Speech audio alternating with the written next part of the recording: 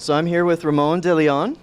Ramon, thank you for joining me, and I have to tell you, it's really exciting to have you here because you're one of the speakers that gets me excited each and every time. So thank you for that. Thanks for the kind words. I had a blast. I always have a blast here. Definitely.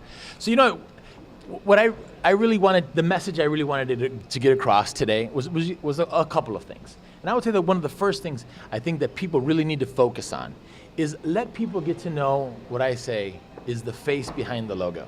Because as we work on trying to humanize the brand, why not let the world get to know the humans that work at the brand?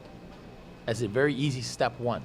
And aside from that, is that also ties into having your own internal brand advocates, people that already know your brand, that are going to do the best job possible because of their knowledge of the brand, talking about it.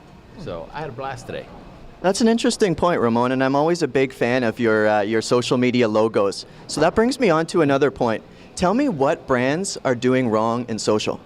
No, I don't necessarily want to say which brands are doing wrong, but I think that many brands still have the opportunities out there. I'll give you an example. There was a brand that I was looking at that I shared today that has a large spike in conversations on Saturdays and Sundays. Mm-hmm. Unfortunately, their social communication stops Friday at 5 o'clock. Now, when I was on the brand side having the pizza restaurants, it's impossible to not be active on late night Friday, let alone the weekend, especially if your brand is related to sports. So when I look at that, I see that as a huge opportunity. It's almost like having somebody reach out to you and put them on a 48-hour hold, saying, "Hi, we'll be right with you." But 48 hours later, you wouldn't do that in real life. Why do that in social? Interesting point, and that's something that I come across every day when I reach out to brands. If it's 2 days, 3 days, it's over. I can't deal with that. Mm-hmm. So tell me what brands can do to make sure that they're on top of things. Well, what you need to do is you need to realize that customers are an investment.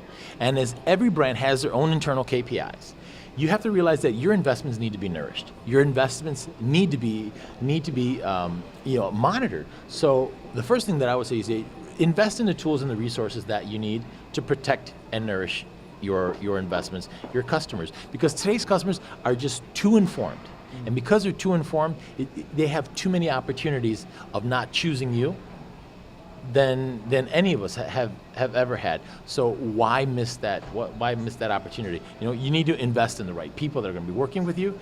On the brand side, you need to make sure that you're investing in the necessary resources to be able to listen. If you don't have those resources to be able to listen, you won't be able to react. And that's a great point, Ramon, but what if brands want to get into these tools? What types of tools can help them do this type of thing? It depends, where the conversation is. Now, we were talking earlier. I'm a big fan of Hootsuite, and I personally use it.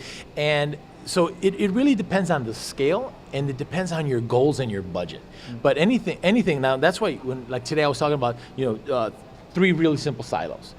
Be it the guy that sells pencils door to door, the B2B, the manufacturer of the pencils, or the person that has the personal brand. So depending on what the scale is of your brand and the scope of what you need to do, there's all kinds of tools out there. But really the biggest thing you want to do is you want to have something that's flexible, that's mobile, that's within your budget, and that allows you to get your message across in a timely, organic manner.